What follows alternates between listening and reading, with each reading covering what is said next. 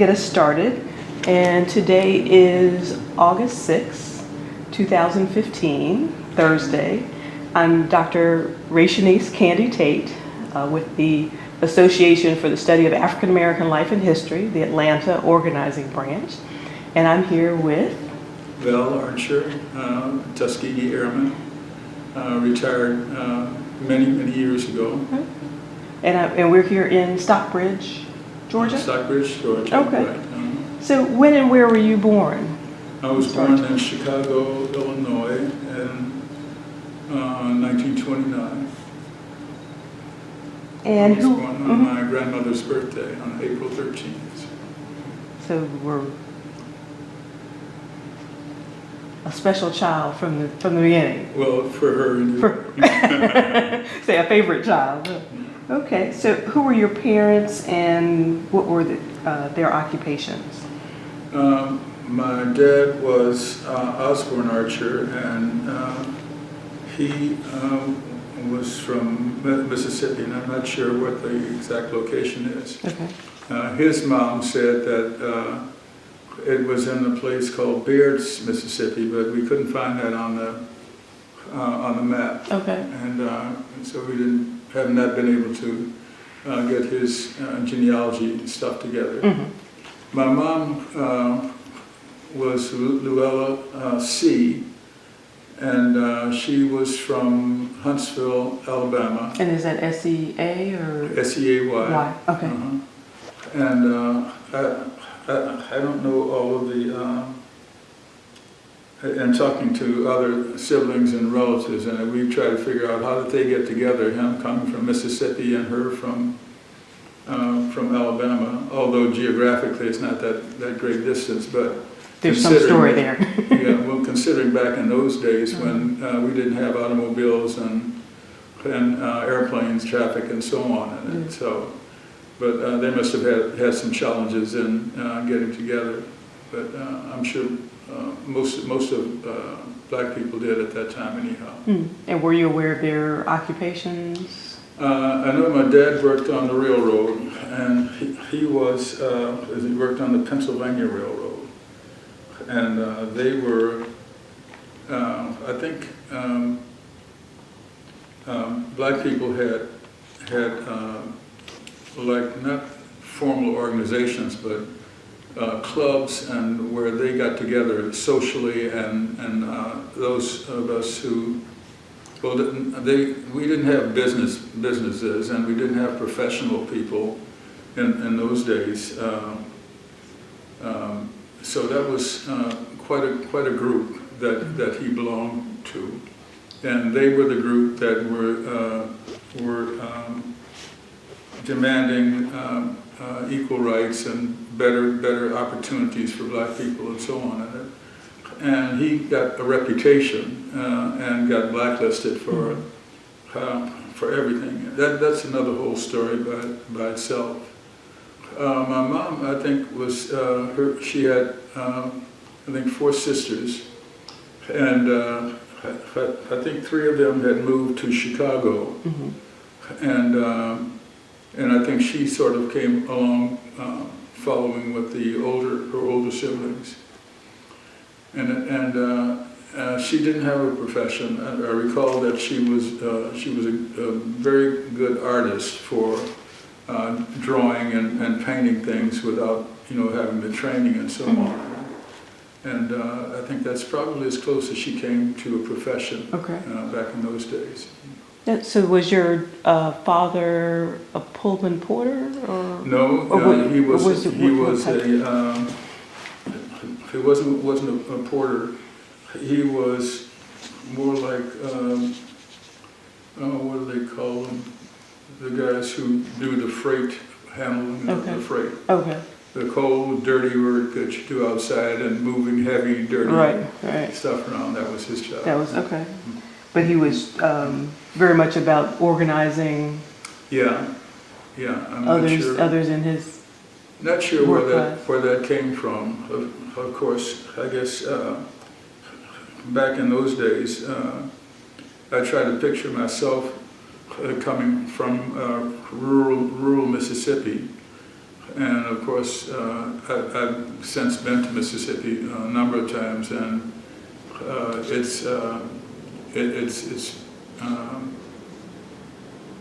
a beautiful state physically looking at it, but to think of how ugly and how deadly it was for young black people, Sure. Any black people, young or old or so on. It was not a pretty place. So did you all this is Mississippi and Alabama that your parents are from, so where did you, but they somehow got up to Chicago? I was the oldest in my family, Okay. and I grew up in Chicago. In fact, until I was 15, and I did just a normal, everyday little rough kid who. What neighborhood in Chicago? What neighborhood in Chicago? On the south side. Okay. I lived in the Woodlawn area, and of course we didn't have big gangs at that time, but we had like so many blocks and so many different neighborhoods. They all had their individual gangs and memberships and so on. So I did that whole routine. Gotcha. So. Yeah. So you're the oldest. You have siblings. What are their names and I have gender? I have one sister who was next to me, Helen, and I think I was 2 years older than she was, and she died when she was, I think, 5 or 6 years old. Okay, so young. She had pneumonia, and there was some episodes about access to health care and the doctors and the hospitals and that kind of thing. I don't know the details of it, but Being African American, having challenges to health care. Okay. Yeah. And then I had after myself and Helen, I had another sister, Jackie, who just passed last year. Okay. Sorry to hear that. And a brother, John, after her. And John passed,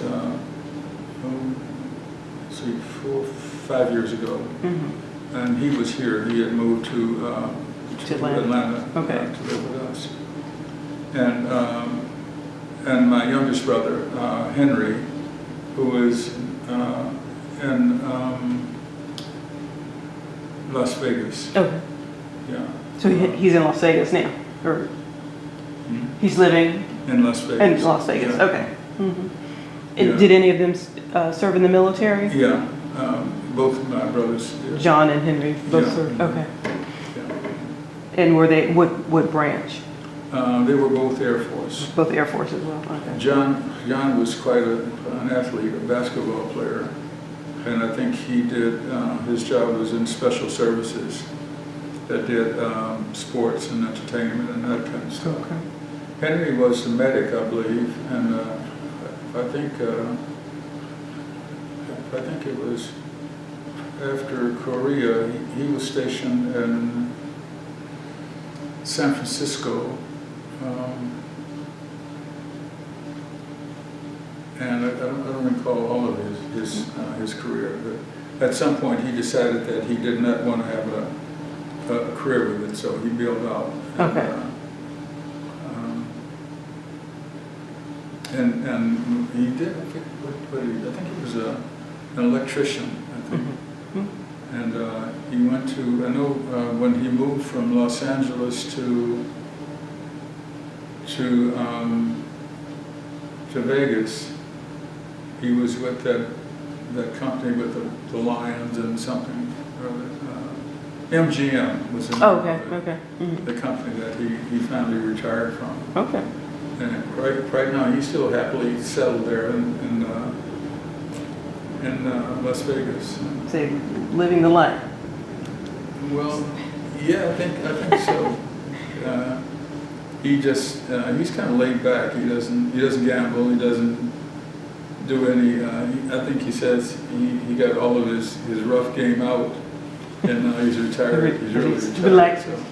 Okay. Now, what were you doing before you entered the military? I know you said you were bumping around in Chicago in the neighborhood with the game. Let's see. Well, my mom died when I was 12, and that was a very rough period for me, and it took me a couple of years, I think, to sort of get myself together, and we didn't have the family that where the father plays softball with the kids and has long conversations and that kind of thing. That didn't happen. My dad was pretty much all he could do was to keep something on the table and keep the roof going, right, and so on. Right.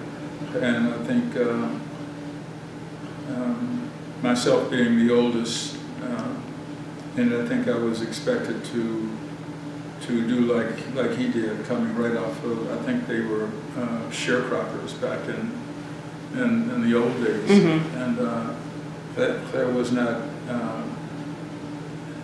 I think there was a lot of kids were able to get some kinds of jobs, like selling newspapers and things like that, which I did for a couple of years. I delivered newspapers in the morning. I had a paper route for about 200 papers that I delivered every morning, rain or shine or snow and so on. And there was nothing that, I think sometime I threatened to write about it, to describe it, because I got into a lot of stuff, and I look back at it, a lot more than I bargained for. But I was fortunate in many ways that I was able to get around some of the drama and not wind up in jail for. On your own, or there were certain people that helped get both. steer? Okay. Both, yeah.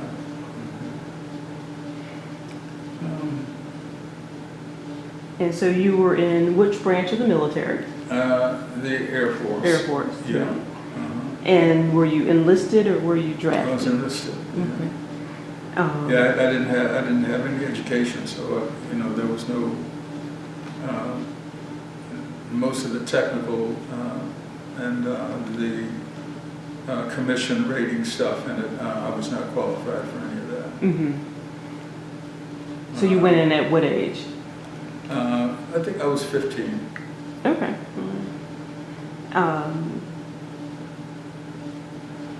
I tried to go. I had an uncle who was with the Merchant Marine, and I tried to enlist in the Merchant Marines, and of course they had the age brackets for enlistments. I think were 17 or so, and I couldn't persuade anybody that I was older, although I tried. Right. I tried that, and I had another uncle who was in the Navy. He was on the submarine, and I tried to enlist in the Navy too, and they said the same thing: come back and when you're old enough, and so on. And one day, one of my neighborhood buddies and I we had. I don't know what we were doing, but we were downtown in Chicago. I think we were going to see Frank Sinatra, for all places, and we didn't know who Frank Sinatra was. It's just that it happened that he was singing a gig at this theater that we were going to. I don't know what we were treating ourselves that day for something. And when we came out of the theater, we passed this army place. and both of us had tried the enlistment things, and we thought, well, what the heck, let's try this. We'll go in and sign up for the Army, and they're not going to take us anyway, so we have time to kill, and so we did that. But what happened on that particular day, I remember that we processed right through with probably 50 other men, and we went through every requirement and tests and physicals and the whole thing, and they told us to come back the next day and bring a copy of our proof of age. And so we went back and got our birth certificates, and we did some, we worked with it and wore it out in certain spots and so on where the numbers came through. And probably not a good job, but we finally concluded that that recruiting office didn't have its quota for that day, and so they looked the other way, and we processed right straight on through. Right. And the next day we were on this Army truck headed for Fort Sheridan, Illinois. Okay. So anyway, this is what was it? Fort? What was the fort? Fort Sheridan. Sheridan. Okay. Now, what made you want to join? To enlist. Well, I think I was caught up with the culture of those days and the war and all the propaganda and the comic books and the movies. Everything was about the enemy and America and waving the flags and Uncle Sam needs you and then some of the older kids who we hung out with, they were I don't know if they were being drafted or they were enlisting, but anyway, they were all leaving for the service too. Mm-hmm. So this is our pool room gang, and as they left, naturally, a couple of friends and myself, and we wanted to keep up with the gang. Right. And so that was I think our reason for wanting to to enlist and join the service. Okay. And of course, although we didn't have television and that, but we had radio. Did you ever listen to any radio drama from back in the 30s and 40s around the war? Right. Right. Yeah, it was very good stuff. I mean, they were really good at what they did, and I still remember the programs for kids. Mm-hmm. And what was built into all those programs was all the business about patriotism and your country and your flag and what the enemy does and who they are and so on. And so at that age, we bought the farm. I certainly did. Right. So anyway, that was how we got started. How I got started. So, what happened as you departed for training camp and during your days of training? Where did you go? I went immediately to Wichita Falls, Texas, had my basic training at what's the name of the base? I'll never forget it. Right now it's on the tip of my tongue, I guess. Yeah. Anyway, it was at Wichita Falls. So from Fort Sheridan was in Illinois, and then you went out. Fort Sheridan was in Illinois. In fact, that was about an hour or so north of Chicago. Mm-hmm. I think going towards Wisconsin, I believe. But you went from there to Texas? Yeah. Okay. And I did my basic training there, and then from there I went to I went to a technical school in, no, it was,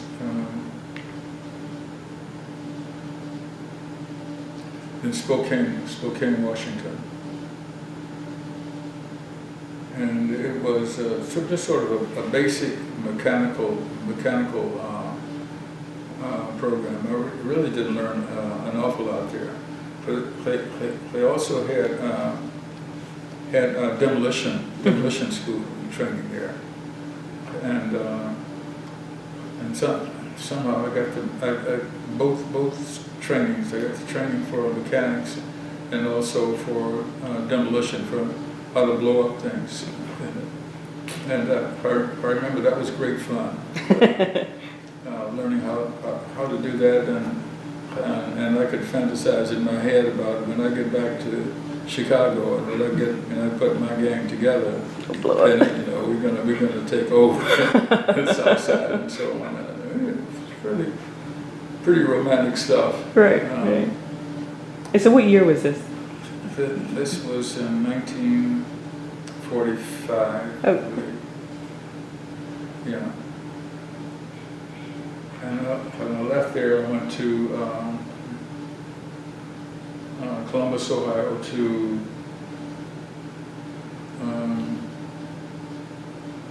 what's the name of that base now? Lockbourne Air Base, in Columbus, Ohio, and that's where the Black Air Corps was stationed there. Okay. And that was the first time that they had all of their organizations and command stuff and activities and so on in one location at the same time. So they had B-25 squadrons that came from Godman Field in Kentucky, which was not too far from Columbus, and then they had a group of fighters from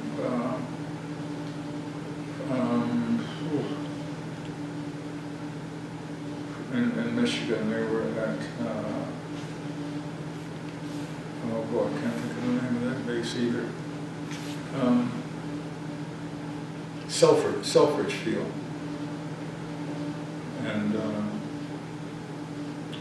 they were coming back from when we got to Lockbourne. We were sort of one at a time. It was almost like somebody was saying, okay, I'll take this one and this one and that one, and so on. And they had sort of handpicked the people who were coming into this black organization from other places where blacks were stationed, wherever they were in the service.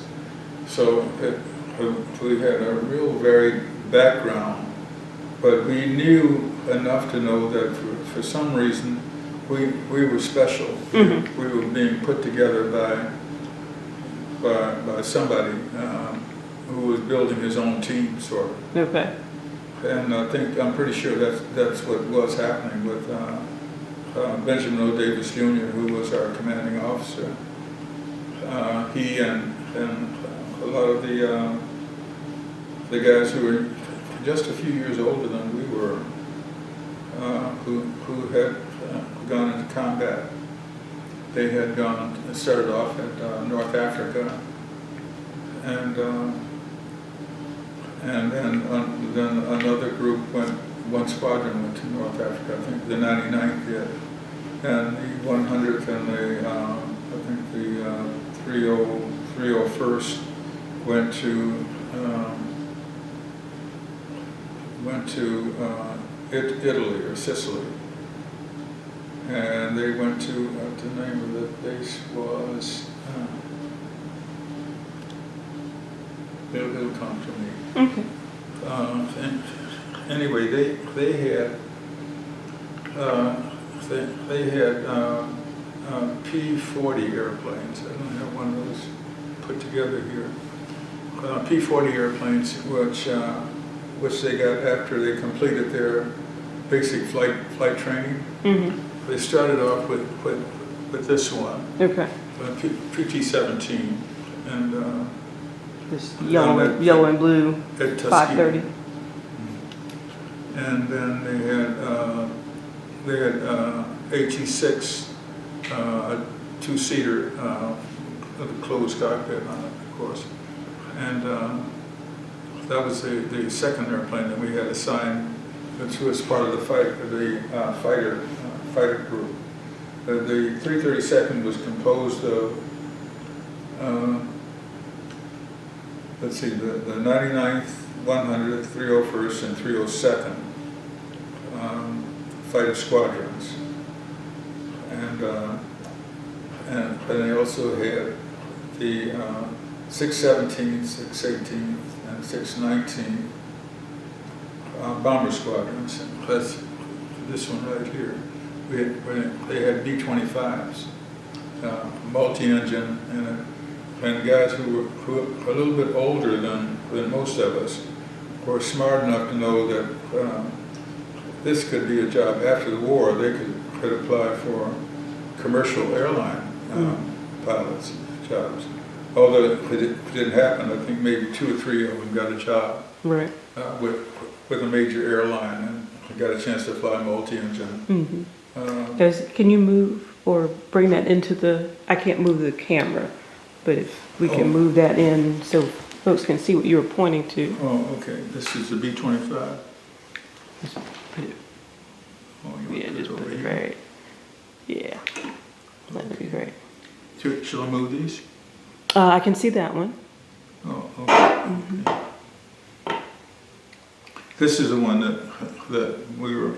Yeah, most actually, famous. maybe if you lift it up just so so it's in the camera. No. This way. I'm saying just lift it up so I can actually just see it. Bring it over here, yeah, and then turn it to the side. And you said now what kind of plane is that one? This is a fighter plane. Fighter, okay. And this is the most famous plane, fighter plane, I think, in World War II. Because that's the And they with the gave red these- tail. Yeah, they gave these to us. We painted our own tails red. They started off with, that's in a box in there. I don't have to undo the whole thing, but Oh, it's, yeah, right. the P-40 was an airplane that was used in China, Burma, and India. And they were the Flying Tigers had that airplane first, and that's a more famous fighter squadron, fighter group. And I think the idea was that was not a great, they had many, not many, but they had some fighter planes that were much more advanced than the P-40 when they gave it to us. We felt that they were giving us the hand-me-downs, and they were, and they gave it to other squadrons as well. But we thought, well, you know, they really don't, as part of the segregation and discrimination stuff, and they were not going to give us, you know, the best stuff to work with. They were going to give us stuff that would help us fail, if anything.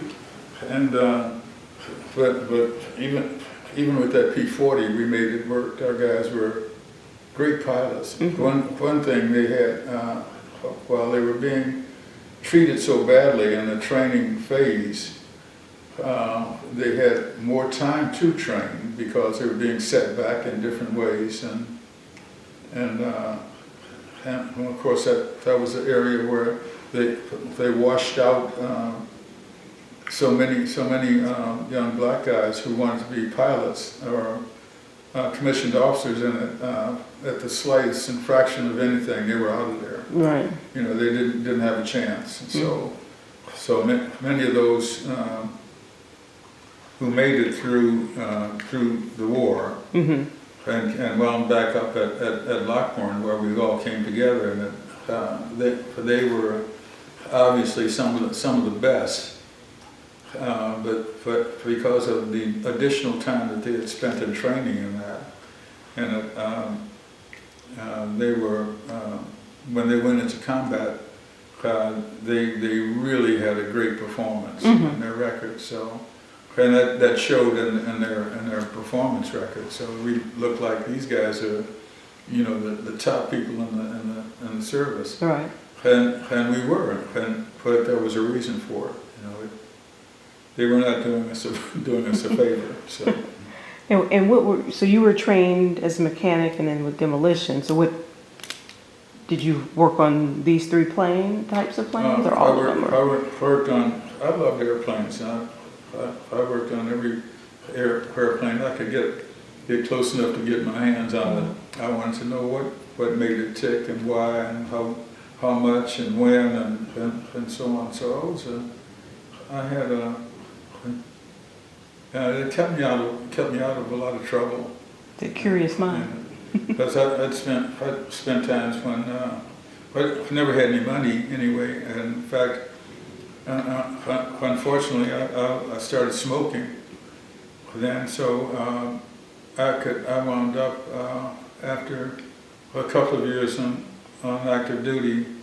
On payday, I would wind up buying 2 cartons of cigarettes. That was the first thing that I did, and the rest was toothpaste and other stuff, and I tried to save enough to go to a movie during the month before the next payday came around, and that was, I think we could go to a movie. I think it was 10 cents or 15 cents or something like that. And we had a theater on the base, so that was a lot of the recreation time that we had, and that that kept us, the steam. You got a bunch of kids, boys, say 17 to 30, and so most of the things that they were getting into were fights and just getting that energy worked off. So right. Anyway, there wasn't a lot of money, so I spent. That'll stop in a minute. Okay. That's not my phone. Let's see. What else were you asking me about? We did a lot of sports stuff, and I had some of the older guys took control over some of the younger guys like myself. And we had the guys mostly from Detroit, from Cincinnati, Cleveland, and Chicago, of course. And that was a command where we all came from. So obviously we had a lot of young guys in there who had come from gangs and so on, and where their areas were, and so we had a lot of competition and so on. We had great Golden Gloves boxers, for example, and what else? We had a football team, and I got a job as a lifeguard there for a while. And also, some of the older guys made sure that younger guys were enrolled in the evening classes. We went to finish high school and like that, and then they had on base. We had I think Ohio State something, and it,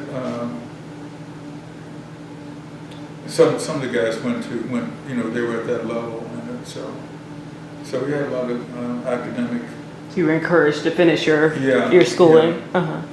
And so I heard you say a lot of Detroit, Cleveland, Chicago, so northern folks. And this is a training camp, and is it segregated? So it's all black, or are they? Okay, so no, the whole service was segregated at that time. Right. But so anyone from the South? Or Southerners? I don't think we had anyone that was deliberately from the South who was deliberately sent into that group. But I think guys from the South were sent to other bases. I'm trying to think where they were. I think a lot of them went to Texas. And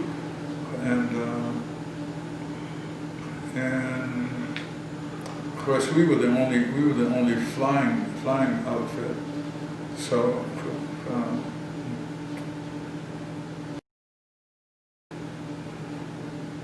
You know, I don't know if I ever even thought about that very much, you know. Mm-hmm. But where did the other guys, I know a lot of the guys who, you know, who are from the South, eventually they wound up with us, but they didn't start off that way. Okay.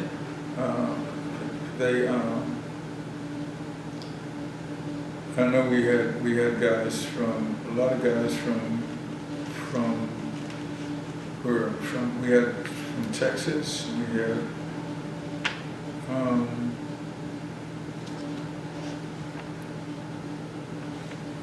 Missouri, Indiana. No, we had a bunch of guys from Indianapolis who were there, and Ohio. Ohio was a big state. Ohio and Michigan. But again, these are all in that area. That area. Mm-hmm. Yeah. General vicinity. Okay. Cool. Do you recall any instructors from that time period? Anybody stand out in your mind? Any of my instructors? Mm-hmm. Yeah. All those guys who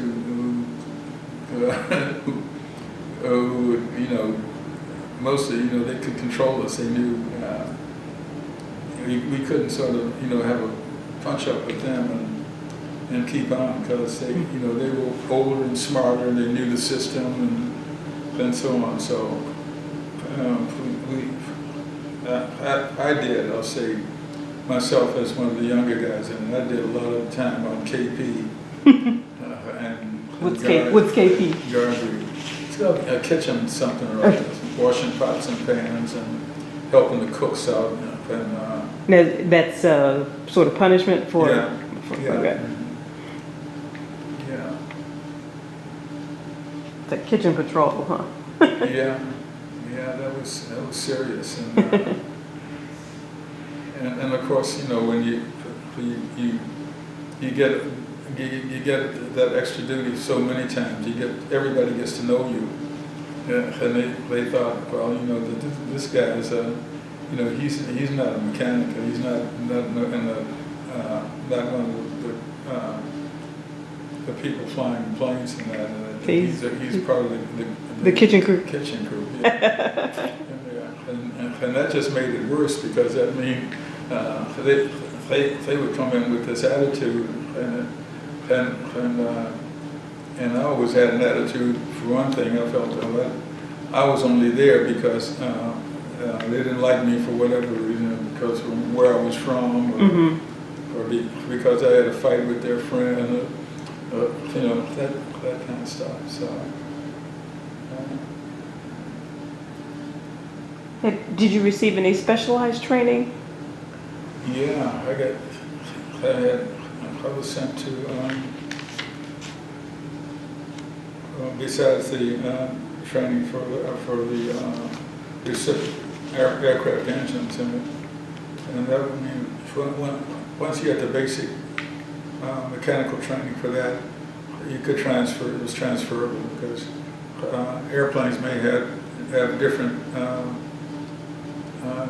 It's like the shapes and so on, and the speed, airspeed, and the different qualifications for an airplane were different, because they had been able to improve the airplane in some particular way, and that made it distinguish it from other airplanes, like when they changed upgraded the airplanes. I don't think we had any plane that was more than a few years old before it had been upgraded or changed to a different model or something like that. But, so you, as a mechanic, had to keep up with each of these new pieces of equipment. But if you had, you know, like a propeller-driven airplanes with a reciprocating engine on it, and then all those planes had the same basic characteristics. They all had propellers, and then they had different manifold exhaust systems, and they had different kinds of armament, and and everything, the propellers were all different. There must have been 50 different types of propellers on the airplanes. And I don't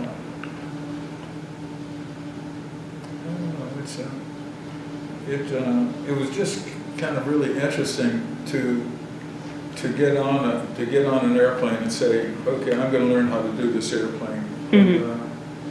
And even though I was not a pilot, and a lot of the other guys that I hung out with were not, but we were great mechanics. And in fact, I think we had some of our guys were like engineers. They were really into it. They could tell you micro everything on any kind of airplane that we came in contact with.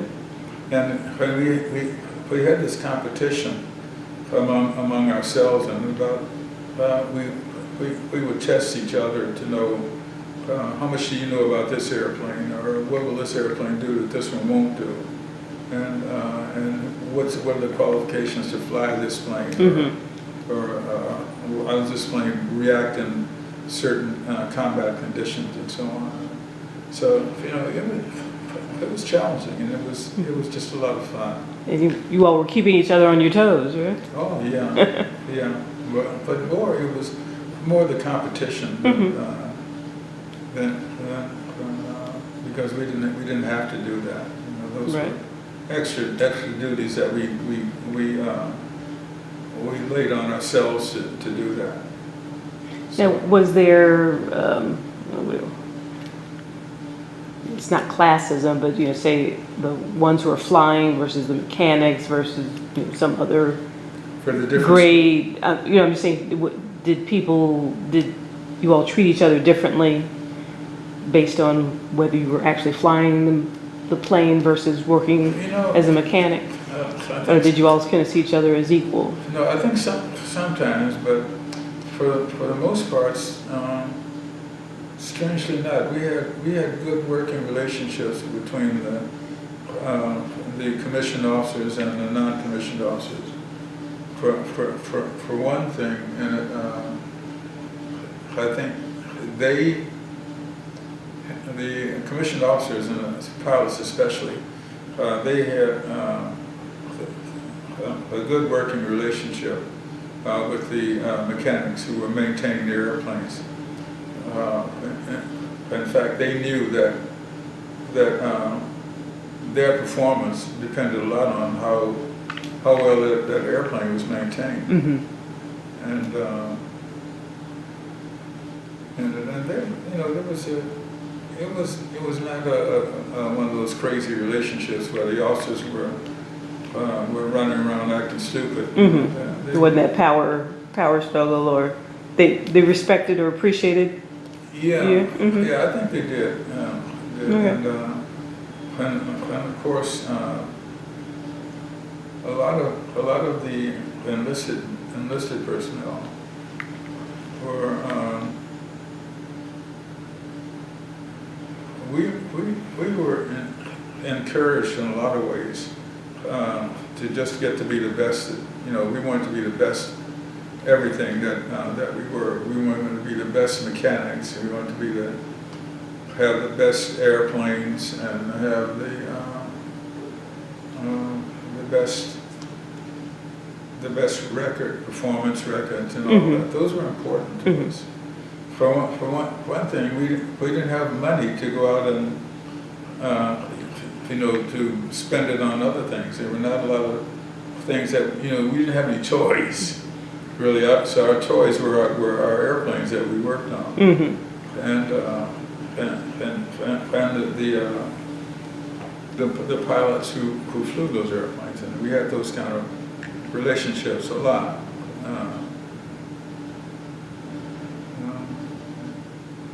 But there were so many characters, and you talk about people who were interesting and smart and who had I don't know. I think there was a lot of respect that although we had all the business about officers and enlisted personnel not having shared experiences or that kind of thing. And well, we didn't have guns, so we couldn't go out and say, I'm going to go out and take my squad and we're going to take over this thing over here and we're going to shoot them up with so-and-so mortars and that. We didn't have those kind of toys to work with. Our toys were with what we could do with those airplanes. Right. And that was a lot. So, and in fact, in maintaining the planes, we did everything that the pilots could do with the planes for the most part. I think we had to we pre-flight them in the morning and make check off through the checklist all of the conditions and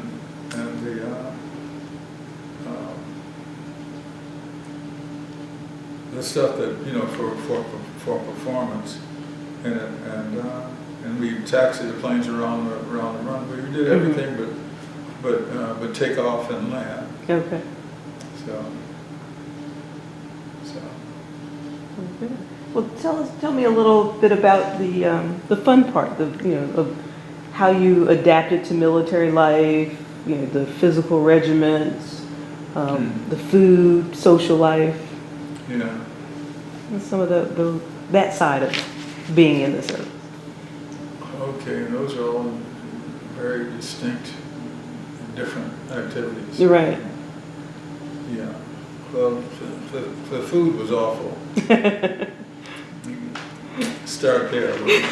Same with the easy stuff, right? From basic training, and the cooks were they were mad at the world anyway. So sort of a lot of times what you got to eat in there was what depending on their attitude and what kind of punch ups they had.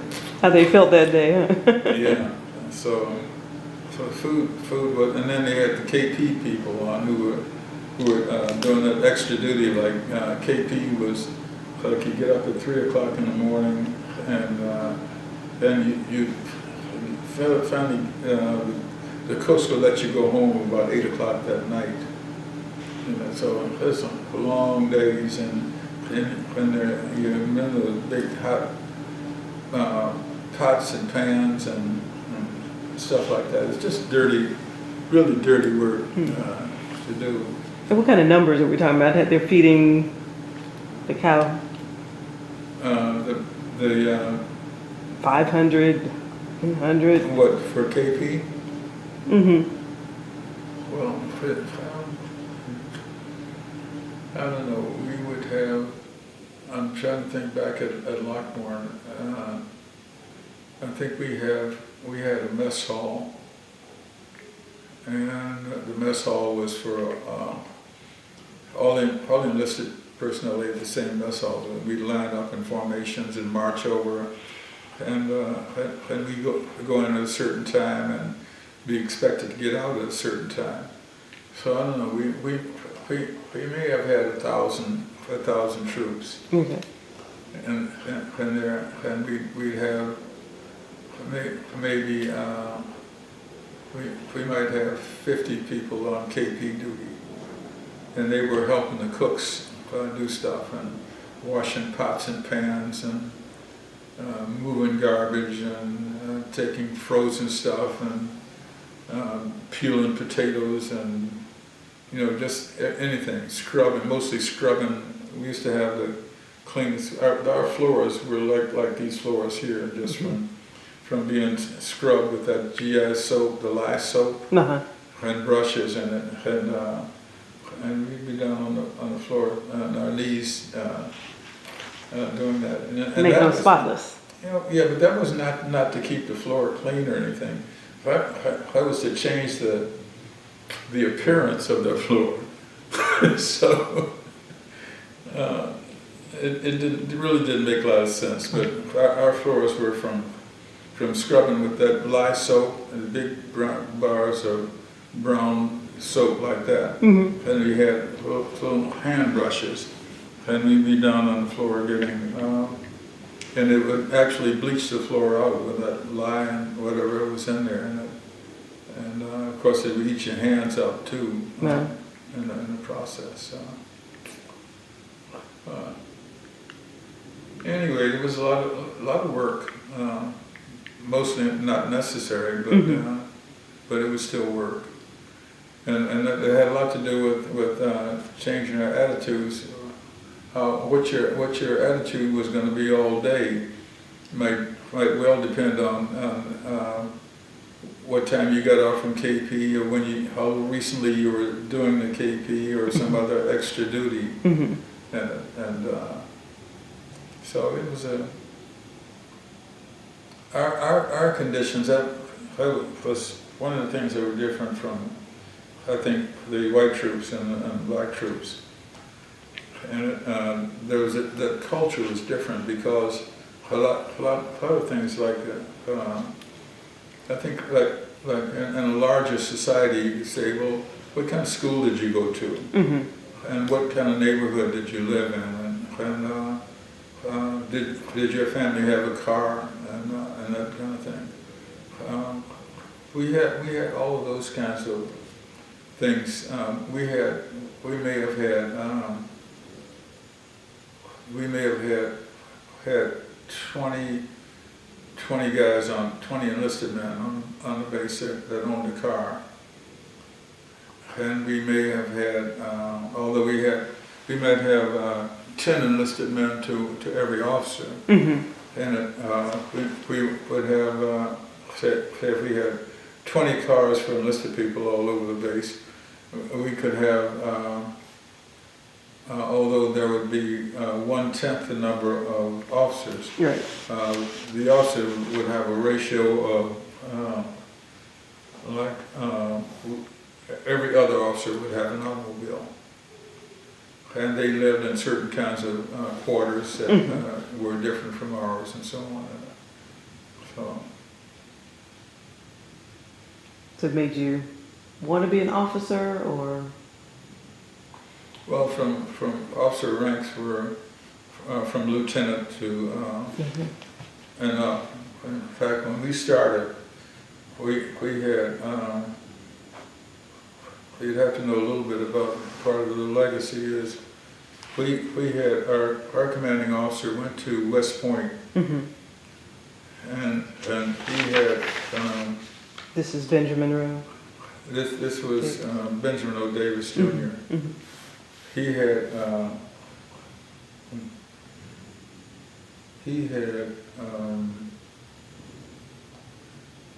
conditions that he lived in at West Point was he'd have to go, for example, for every meal he'd have to be in uniform, certain uniform, dress, and so on, and in a dining hall, and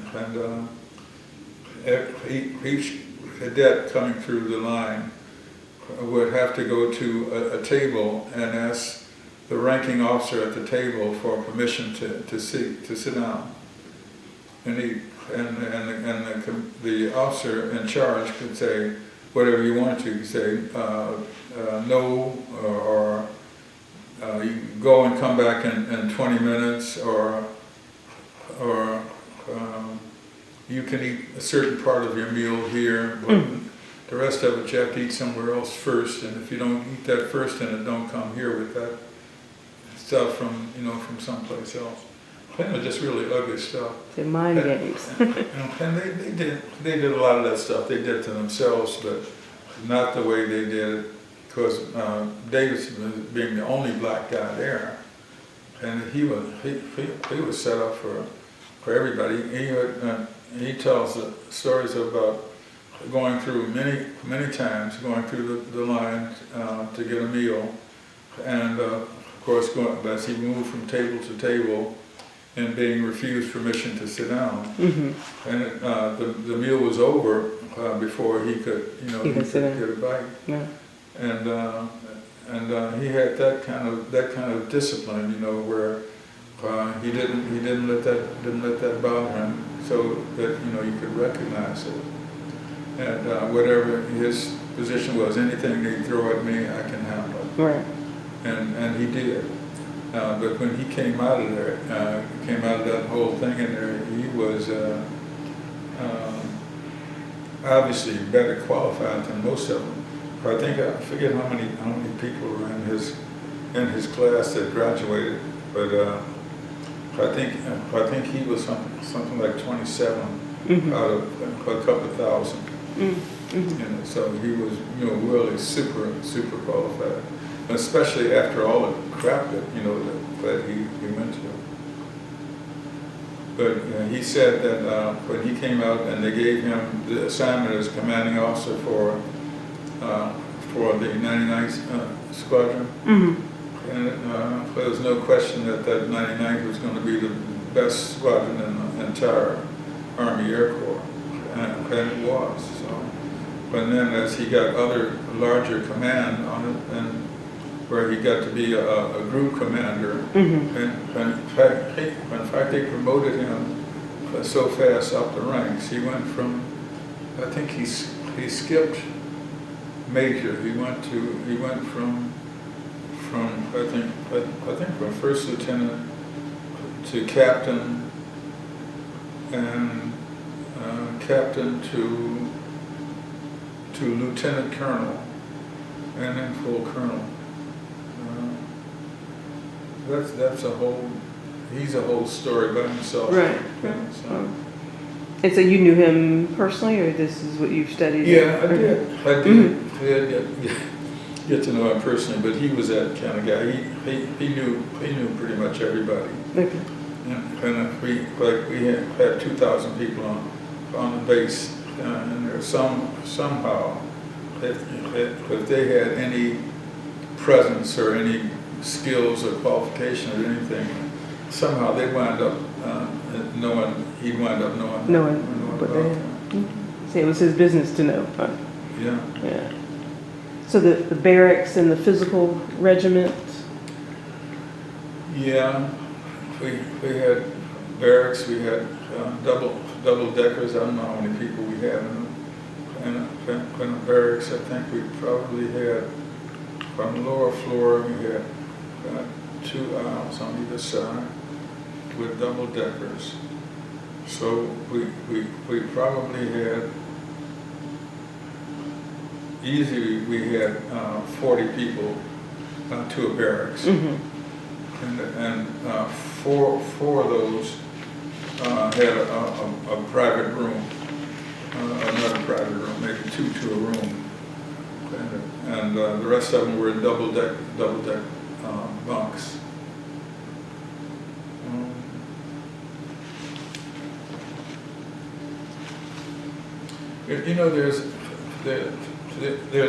These are a lot of mundane kind of details, but they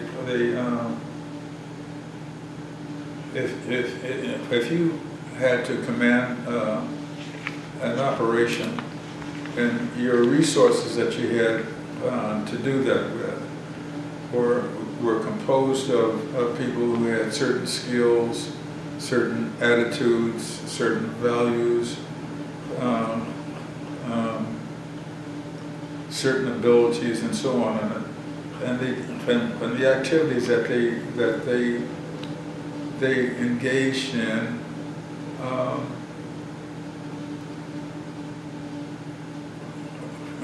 made it created the kind of composite character that they represented. And that meant that when under your command,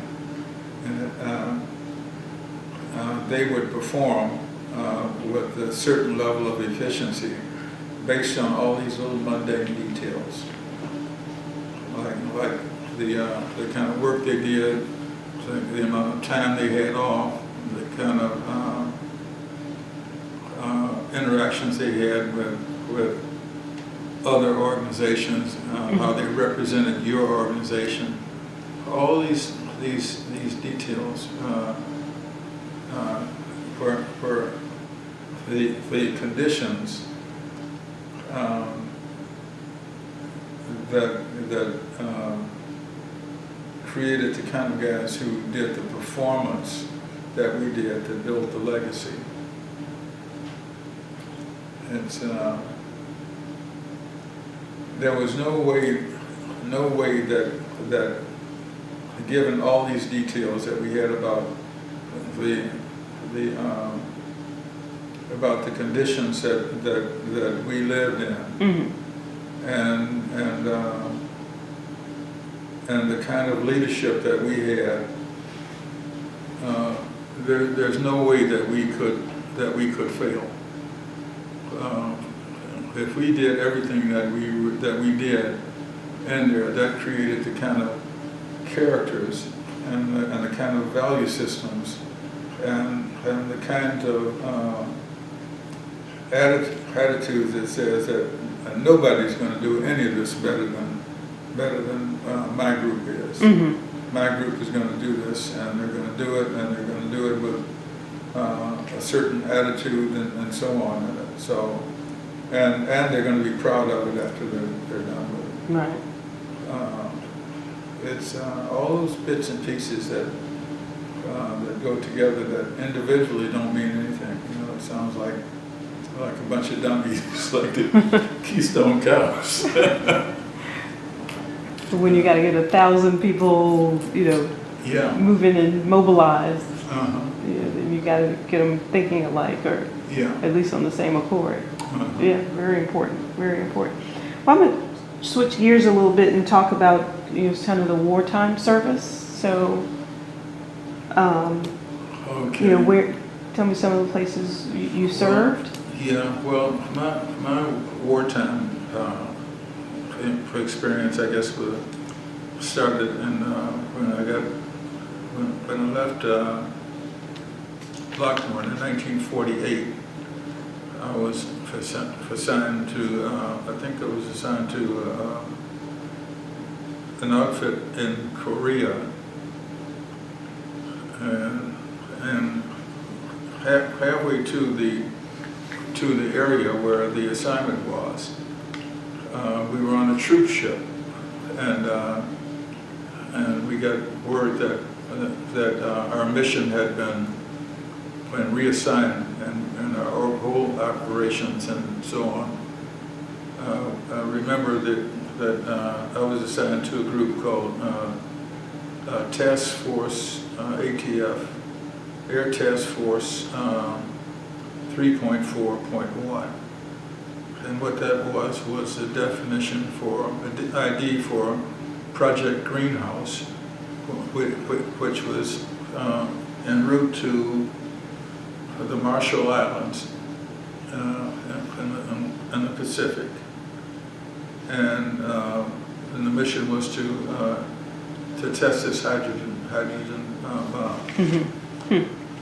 And the operations were such.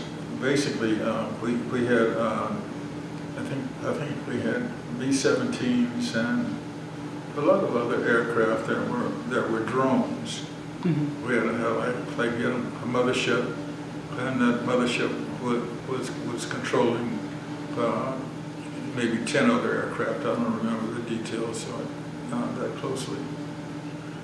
But anyway,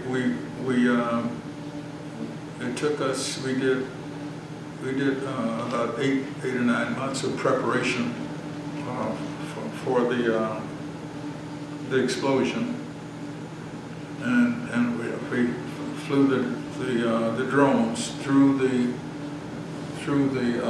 cloud, the mushroom cloud, Mm-hmm. to pick up the atomic debris or whatever was going on inside the weapon. Mm-hmm. But we wanted the details from. And that was a joint task force with the Air Force and I think the Marine Corps and the Navy. And of course we had some civilians there from the what were they, from the Atomic Energy Commission and so on. And we used to get very sophisticated briefings about what was happening and what was happening with the weapon, what kind of weapon it was, and so on in there. And and the experience was remarkable. I remember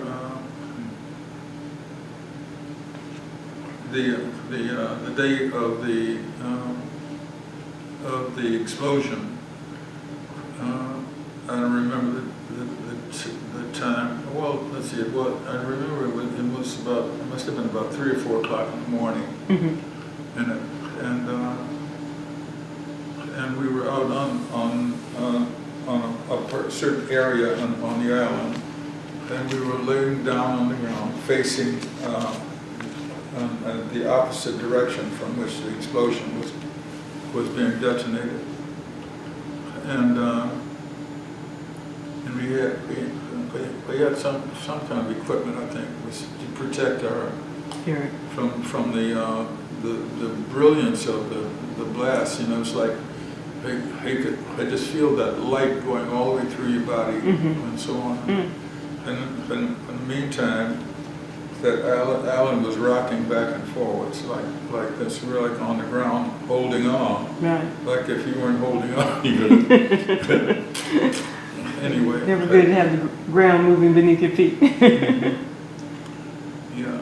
Anyway, we spent a year on that island, and that's another one I always say I'm going to write about that, and I just can't. There's so many details in it, you know. That anyway, from there I came back to the States, and. So that was what year? Yeah, that was my year. In fact, I ran across this one while I was doing that. This is my medal for Korea. One of our medals. Okay, let's see it. I'm gonna come and look at it and take pictures of it at the end. Oh, okay. Let's see. I came back from there, and let's see. My next assignment was that was in the Marshall Islands. The next time I went to Guam, which was in the Marianas, and I did a tour there, and I did another tour. I think I went to Wake Island from there for some reason. Guam had SAC was there, Strategic Air Command. And I was once I got into SAC, I couldn't get out of it. And not only myself, a lot of people. SAC would get you, and they could have it's like General May, who was the head of it for so long. In fact, he built that whole SAC organization up, but he had the authority to just sort of control assignments for people, and trying to get away from those SAC bases.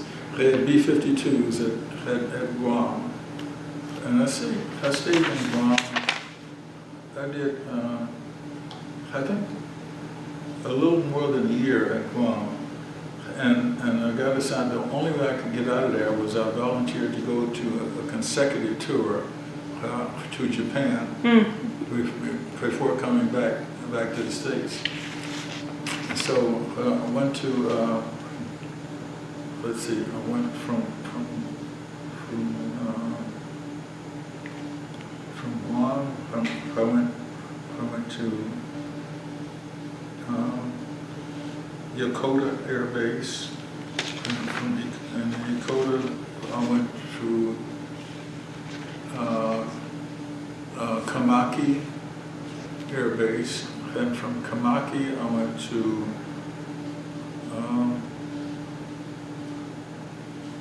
let's see, what's the name of that? Not Yokohama. Oh boy, I can't think of the name of it. It was a big city, and Yokota. No, it wasn't. Yokota was next. How do you spell that? Yokota or? Yokota Air Base. It was a fighter base. And from there, I went to Gifu, Camp Gifu, and from Gifu, oh boy, I must have gone to. Let's see. I went to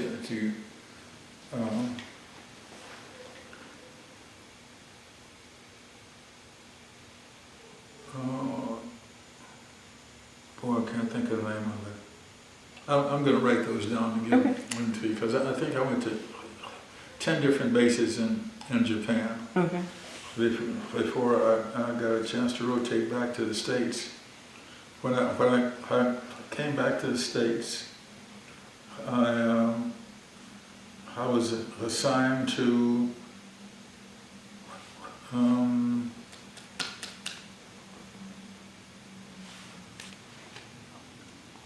Point Aguila, California. Point Aguila, which is near Santa Maria, right on the coast. And I was assigned to the, I think the 395th Titan ICBM squadron. It was an ICBM. In fact, I saw something on a newsreel for them just a couple of days ago, where they're still testing missiles for NASA, I think. And ICBM stands for? Intercontinental ballistic missiles. Okay.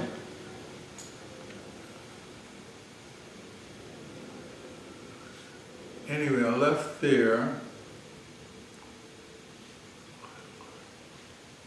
and I went to England. I went to RAF Upper Hayford. You say you left there and you went where? Mm-hmm. You went where? RAF, that's a Royal Air Force, Upper Hayford. Upper Hayford was the name of the city. It wasn't a city; it was a sort of an area. And we had B-47s there. Intermittently, throughout all of these assignments, some of them required that I go back to the States and do go to special technical schools for those. The one for B-47s, for example, these were airplanes that were being reflexed from their home bases in the States for tours to go over to. Many of them were in England, like at England they had RAF Upper Hayford, and they had RAF Bryce Norton, and I think they had about 4 RAF Proughton. All these bases were having our B-47 squadrons were reflexing. They come there for 3 months, and then they go back, and they were carrying they were nuclear bombers, so they were serious. That was just part of their international, I think our international obligations for the U.S. Air Force responsibilities for that part of the world. Gotcha. Yeah.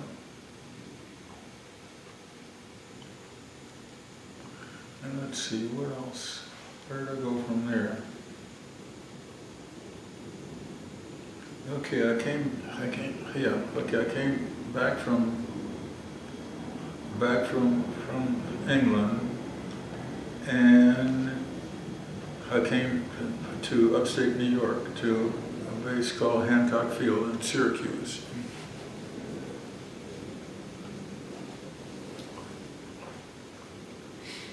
And that's where the first time I had an opportunity to for just discharge or retirement, Mm-hmm. or to re-enlist and stay over for another tour. And I've been going to night school. Most of the time I was on active duty. Mm-hmm. I was taking one course here and 2 courses there, and so on. So I finished my undergraduate work with University of Maryland at Great Britain, and that was in courses in England, mostly in England, but in Germany and Spain. But when I came back to the States, I took some night courses, grad courses at Syracuse University, Mm-hmm. and they offered me a fellowship to finish my graduate work. Okay. And that was at the same time I had enough time I could retire from active duty, Right. which I did. So I had a choice to either take a promotion and stay on active duty for another tour, another 4 years, or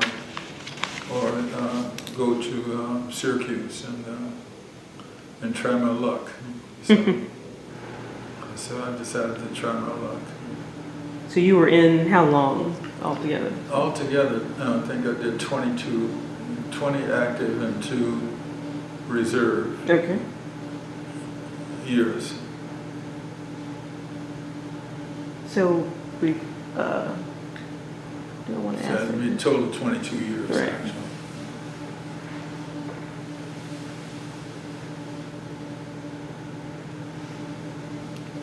And so were you married during some of that? Oh, or yeah, I got married, let's see, back in, 1948, I think it was.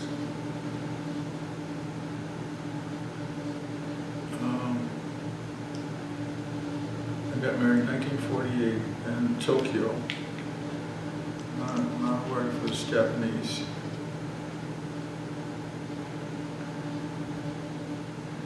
And I have 2 daughters. Mm-hmm. What's your wife's name? Her name was Fumio. Can you pronounce that? Fumio. The F is sort of silent. And there's no sound for, no spelling for that. So it's like HF or FH or something like that. Mm-hmm. But we call it Neo just for short. And where was she from? She was from Tokyo. From Tokyo. Okay. And she was a university student, and I was teaching conversational English Mm-hmm. to several schools at one time. I don't even know. I didn't think I did that through the base education office, where they would, as part of the the relationship from foreign nationals, and it was a way of having a relationship with the national higher education Mm-hmm. programs and universities. I forget the name of her university. It was a woman's university. I forget the name of it. But anyway, we got married, and I came back that was when I had my assignment to Point Aguila to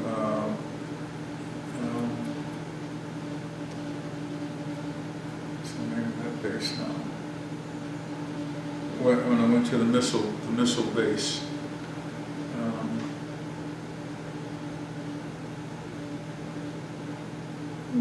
can't can't think of it.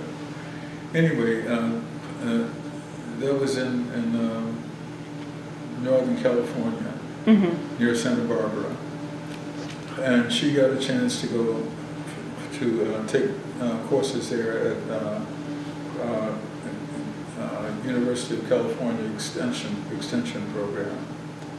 And she built up some credits there. But by the time we came back from England and went to New York, she enrolled in I think somehow it was a social work degree program at Syracuse, and so she got her MSW there. And let's see. Oh boy, that's another whole story too.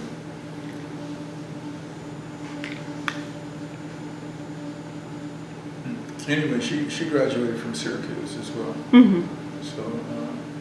You say as well, so you finished Syracuse? Yeah, okay. I did my graduate work there. Okay. I had a heart attack there in 1968, and I was told by my doctors that working on my dissertation, they decided that it was too much of a stress at the time. But not to mention the fact that this was right during the riots, and I was also working full time with the New York State Human Rights Commission, and I was also the vice chair for the U.S. Commission on Civil Rights for the northeastern region. So I had my area was from from Massachusetts down to New York, New Jersey, all the states in that northeastern region. So I was burning the candle at both ends, and of course I was smoking at that time. And I had a few. I wasn't drunk or anything, but I did have a drink socially anyway. Right. And all of which, none of which really was very good, considering I was, my days were something like, I had about 14-hour days.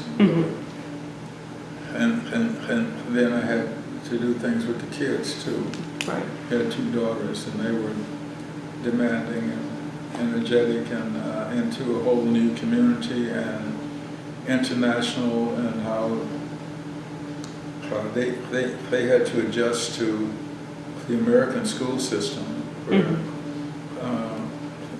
my oldest daughter started school when she was 3 in Japan. In England. And she started off at the village school in the church, which was in the church, where there was one school room for everybody. Right. So, and she was very precocious. So she managed to get through that. And when she got to Syracuse then she really got involved in a lot of activities, like the World Future Society, and which was one of the major programs that she participated in. But she was a scholar. She missed the national, what is it, something, the national something scholarship program. I forget the name of that. but Oh. I was just going to ask you, what are your daughter's names? what is Your daughter's names. Oh, Alicia is the oldest one, and Mm-hmm. Portia is the youngest one. Okay. And then as an interracial family couple, how was that received as you're moving around and doing all this? Or Oh, it had all the challenges that go with that. Okay. Yeah. And, any one story stand out? oh, every story is outstanding for them. Yeah. Alicia, again, just being a very precocious person, she took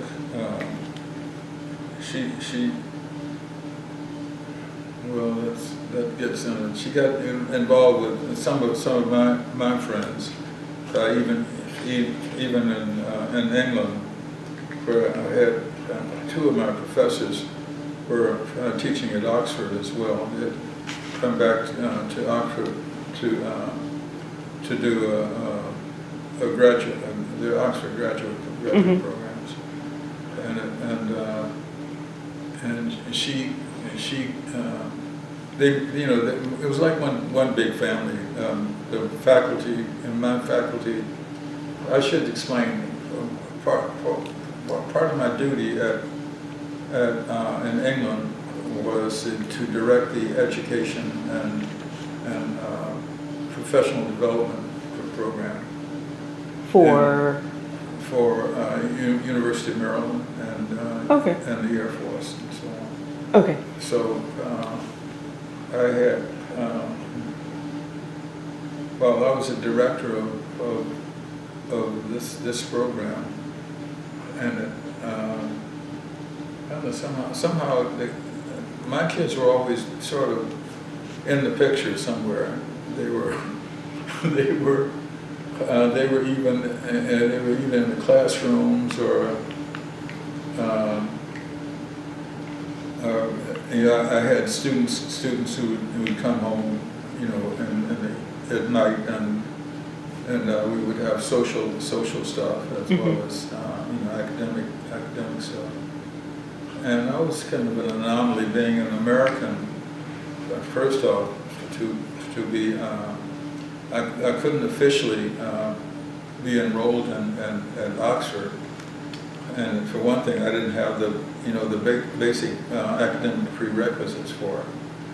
But that didn't stop me from attending lectures at Oxford with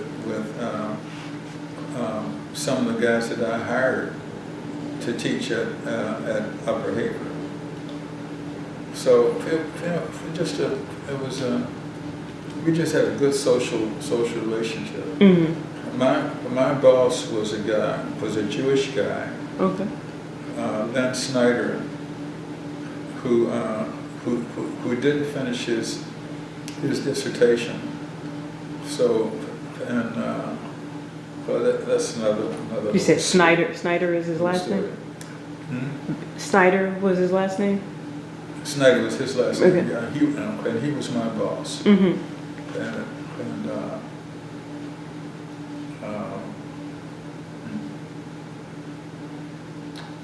boy, and think about that. There's some stories. I was about to say, I got time and space, so whatever you'd like to share. Trying to think of some of the things that were so interesting. I'd have to some other time. Okay. I'll share some. Okay, some we of do those part bits two. and pieces. Yeah. I've been really blessed in a lot of ways. I had good opportunities, although I think from the time I was growing up in Chicago, I sort of grew up in a hole, big, deep hole. And I had to climb out of that hole. I had a really bad situation in my elementary school, where I had there must have been maybe 10 black kids in the whole school. And I got there just in time, I think, to do 7th grade math. and I had this math teacher she was a real witch, and I was trying to learn algebra from her, and she was saying, and she said, I'm going to get you niggers and not going to come in high school and so on and so on. Well, it was, it was ugly, really ugly stuff. And of course, as we were moving into this all-white neighborhood, and my parents thought that, boy, you're in here with these white teachers and so on in there, which I never always had white teachers, even in the Betsy Ross, the black public school. But my parents' attitude was, if you get into anything in there, it's your fault. Whatever you come home with in there, you deserve that. And this woman, and she knew that. And I don't know how the racist teachers, they knew more about us than we knew about ourselves. And they had our culture, our sociology. It's like they had special training and advanced training in that. And they knew what buttons to push and when to push them, and at the same time they were doing their CYA stuff, and they were there in the school where that was being integrated. And that it took I think it took 2 years to integrate that CYA entire school. What is CYA? Get all the white kids out and get all the black kids in.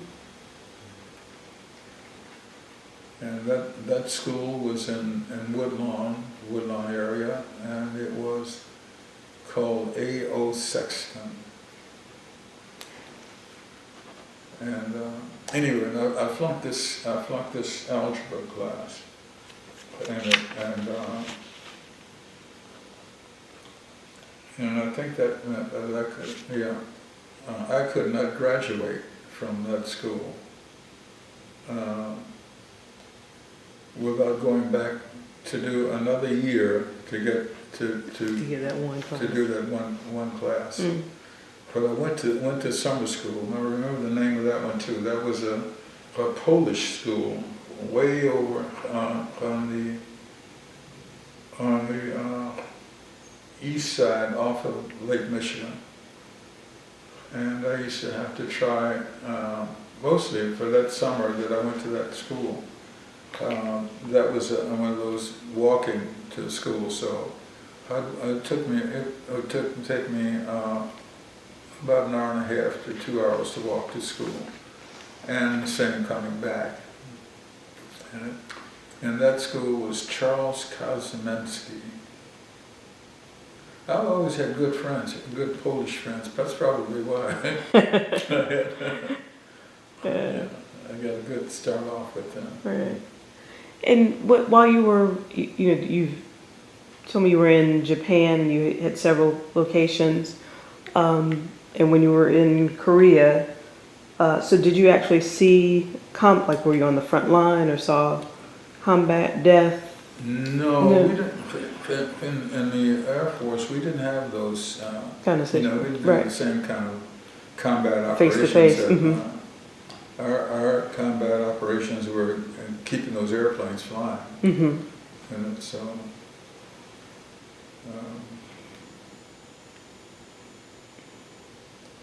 We didn't walk around, with guns and stuff. Okay. That wasn't part of the program. But then a best friend or comrade during that time that you hung with? Yeah, my guys that I work with. Yeah, what about them? Well, just some of their names. Who were they? Let's see. I think. Oh boy. I think one of my best friends was a guy named Benny Lee, and Benny Lee was from Detroit, and his parents owned a nightclub on 8 Mile something or other, I don't know at the time. And then Jonathan Gibson, who was from New York. Johnny was a brilliant guy. He was a guy who knew everything there was to know about flying and aviation, and airplanes and so on. And he was one of my mentors. Another one of my mentors was Big Jim Reed. And Jim was from, well, he wasn't from Atlanta, but I think Jim was, I think he went to Clark. Okay. In Clark. And he was our football coach. And I met Jim again back when I came back to the States in 58 was, yeah. I came back to the States in 58. That's when I was assigned to the Titan Missile Squadron there. Mm-hmm.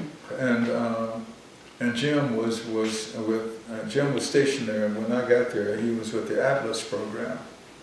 He was they were testing Golden Ram. What is the name of that one? Yeah, that was the Atlas ICBM. Mm-hmm. And let's see, and then there's another guy, I can never think of his name anymore, but I think he was one of my best friends. He was a major, and his wife, Pauline, was her name, and Pauline was a secretary for the chancellor at Tuskegee. I think she was with the highest office in the university, and that's who she worked for. And she got pregnant and had a baby there while we were at Lockbourne. Mm-hmm. And I babysat for them. The baby's name was Ricky. I can remember that.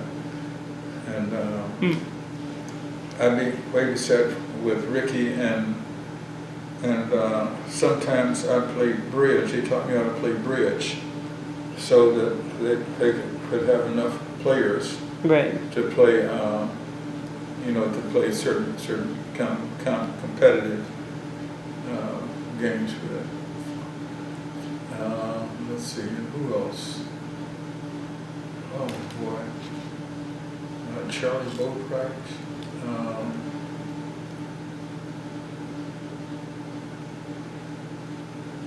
Roscoe Brown, and Roscoe's still living. Lee Archer, Lee passed a couple of years ago. Was that a relative? No. Or just happened? Okay. But just same name. Mm-hmm. Let's see. Of course, Chuck Dryden. I met Chuck here. I think Chuck was in the I think he was in the 301st Fighter Squadron. Mm-hmm. No, I take it back. Chuck was in the 99th Squadron. In fact, he took the 99th to North Africa. I think he was the first lieutenant, and he was a commanding officer for taking that flight into combat for the first time. And was that? You said that was into North Africa? North Africa, yeah.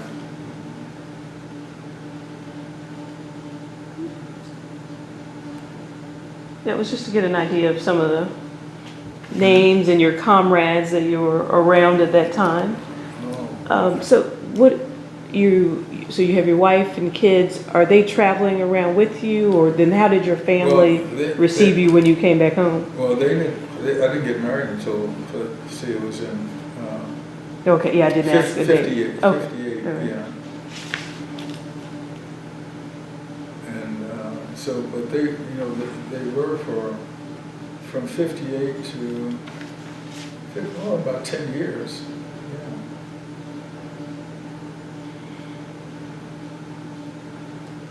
But you know, we were always, there was so much going on in my family, you know, the activities with the school stuff, for one thing, and the extra jobs, and also making sure that my family didn't experience any problems with being interracial. Mm-hmm. And that, and I don't know, it was just busy.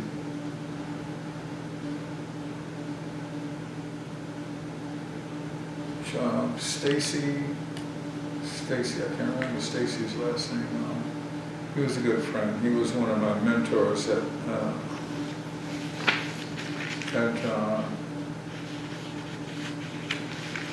Vandenberg Air Base. That's what the base is, and it's still there. It's very active right now. We used to have trouble keeping the deer off the runway. And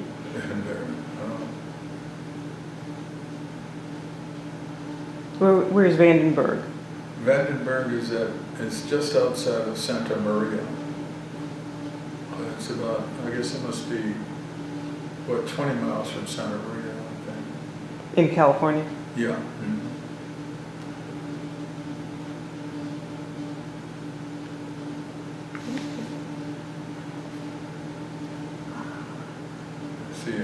Arthur Hicks. Arthur's out at Vandenberg now. He's still he retired out there, and he and Lisa worked together on the Tuskegee Airmen Scholarship program. Okay. Yeah.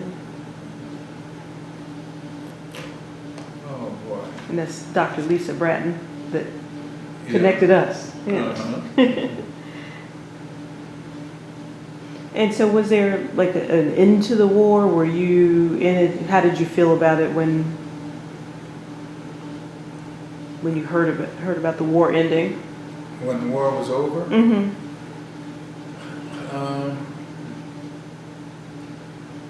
You know, in a way it really didn't, you know, it was not sort of pronounced all that much. Mm-hmm. It was big news, of course, in it. But adjusting to it being over, it really didn't, you know, unless we were right in, like if I had been in Guam or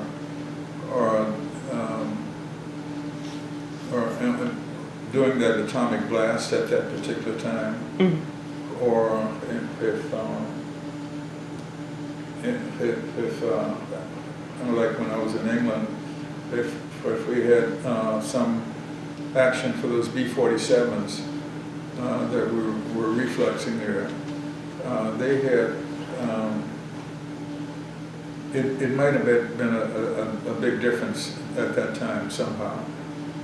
But other than that, since when the war was over, I was doing something that was, you know, war related, but not, you know, not like doing missions. Mm-hmm.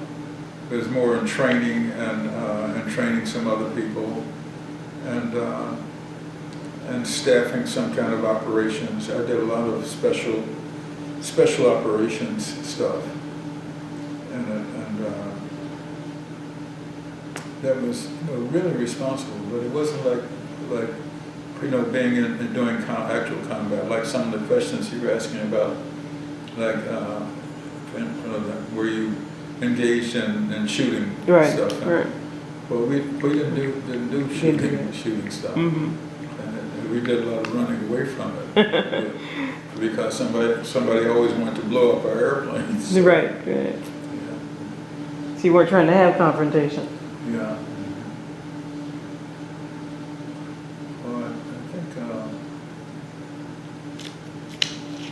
I guess I really should do that. I should sit down and write out some stuff.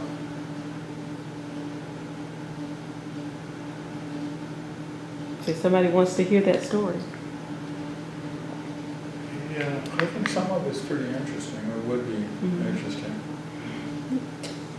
So how did you readjust to civilian life and coming back? I don't know. You know, I started off from the day I retired. I went down to the university, and I was introduced to Roy. I can't think of Roy. Roy was my mentor. He was the head of my department in the Maxwell School. I met him and his staff. The guy, Brian Larkin, was a white guy who was, well, all these people were white because I was the only black there. But I went to work immediately. I was involved in that. Plus, I had this other job, working full time. I was I had a title for something for the mayor of Syracuse as the director or the assistant director for human rights, and I left there after about. That's when I had the heart attack. Okay. And six months after I was there, Mm-hmm. and then the state division for human rights, they recruited me while I was in the hospital. So You couldn't be sick. yeah, I had a good reputation for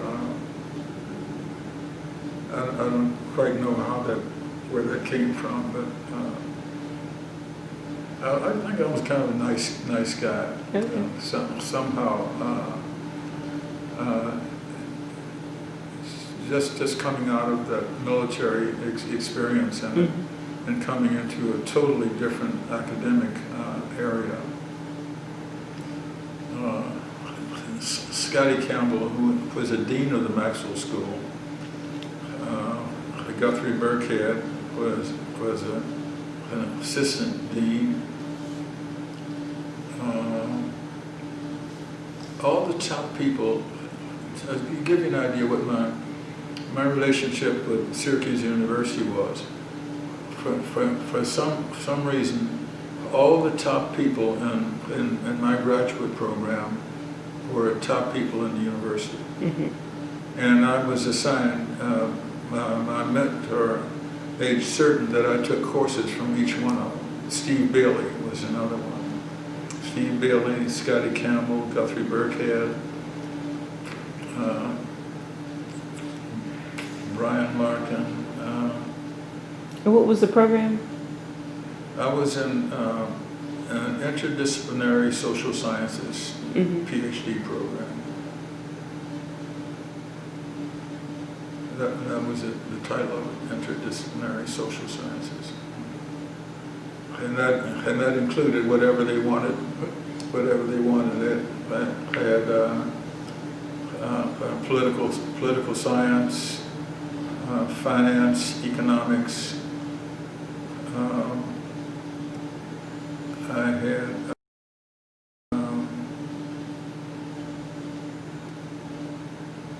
public administration, and also I taught in the mid-careers program. Like we had guys who were when they made colonel, and they could select one of I think several universities to attend mid-career programs with. And I just happened to be one of the instructors in that program. So. I'm going to ask you to hold just a second. I wish I had, because a lot of what I was doing was administration and social work activities. And of course, at my employment place, mostly volunteer stuff.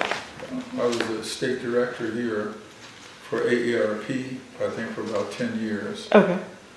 And I was with the what do they call them now?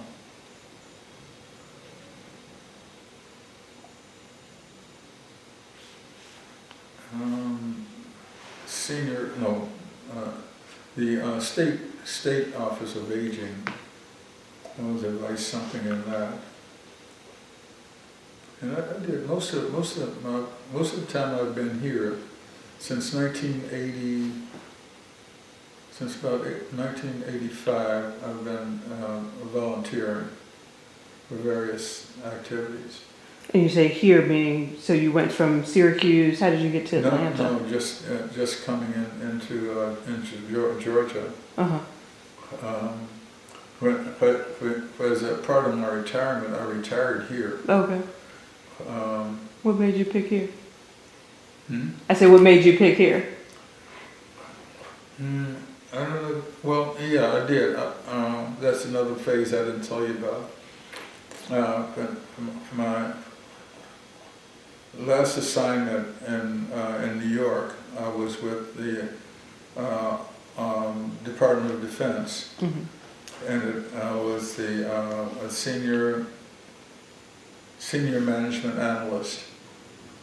And when I came here, because one of the guys who had attended my seminar at Syracuse, when he was a colonel, when he got to here, to Atlanta, what's the name of the base? Dobbins? No, or the Army base Fort McPherson? Fort McPherson, yeah. He got his second star here. Okay. And he called and said that he had this job, and at that time the racists, well, they were in 1984. He said, they're going to eat my lunch here, and I don't have anybody here that I can trust, to watch my back. So I told him what I've been doing as a management analyst in New York, and I offered. I said, I'll come down and work with you for a while, but I'm not planning on staying around for 10 years.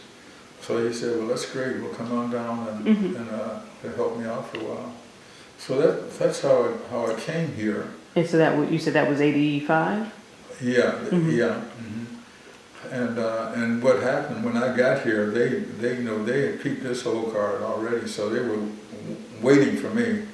When I got here, they pigeonholed me, and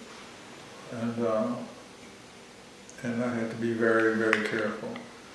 But anyway, he was here for another 2 years after that, and he got his assignment to Germany. And I don't know if Mac ever got a third star or not. But And what was his name again? Mac? Mac Brown. Mac. Okay. Yeah. But he had. Anyway, I stayed here, and I did. I retired and did the volunteer work in it. So, and I decided that I was going to,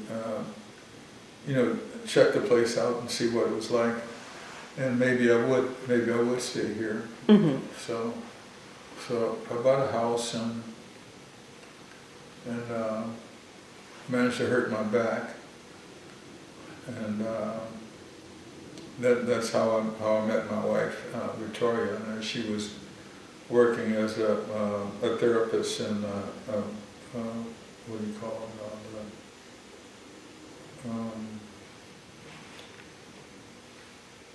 Like physical therapist or? Yeah, yeah. Anyway, I forget the name of the other major program that she worked in. But anyway, it's been interesting. I think if I had my druthers and that, I think I wouldn't select Atlanta to go to. I'd probably try and get to some of the places that I want to get to in Europe. And I want to go to Denmark, Copenhagen, And I never got a chance to go there. And some parts of Spain I liked a lot. Right. And England I liked a lot. And Germany I liked a lot. So your Miko, did she pass, or did you all divorce, or your first wife? Oh no, she was an MSW, Mm-hmm. and she became a psychiatric something or other. Mm-hmm. And she's still in Syracuse. Oh, okay. All right. Yeah, she got married. After that was part of our breakup in there, and so I couldn't stay in Syracuse. I've always been at the disposal of the government somehow, Right. Right. until I retired. So I had too much time and to quit. And at the same time, they were beating up on me. Say, but you were ready to leave. Yeah. Okay, I got you. And then, so, what veterans organizations, and then, I guess, the Tuskegee Airmen project that you worked on with Lisa, can you tell me a little bit about? The Tuskegee Airmen? Mm-hmm. Well, I was being... Well, you said, you were telling me something about I needed to join a chapter, so I was trying to... Oh. I didn't tell me about this organization. Yeah, well, I think I had joined the Chicago chapter for a minute, Mm-hmm. but I came when they organized the Tuskegee Airmen Incorporated. That they did that in Washington D.C. and I think I was assigned at that time. I was still at Syracuse University at that time, I think, and I came to the original inauguration. The original inauguration. Yeah, I think that's the right word. And then Chuck Dryden, I met Chuck Dryden, and he said, "Why don't you come over and join our chapter?" And I did, and I think that was in 1990, I think, somewhere about there. That's when he was in Chicago? No, I was here in Atlanta. Oh, okay, in Atlanta, okay. At first, when I first came here, you asked me about why did I stay here or something. Actually, my intention was, when I came here, I thought, well, I'll finish off my, somehow I'll get around to get my dissertation done, and I'll stay and teach here. Mm-hmm. But I ran into some real crazy stuff with some black guys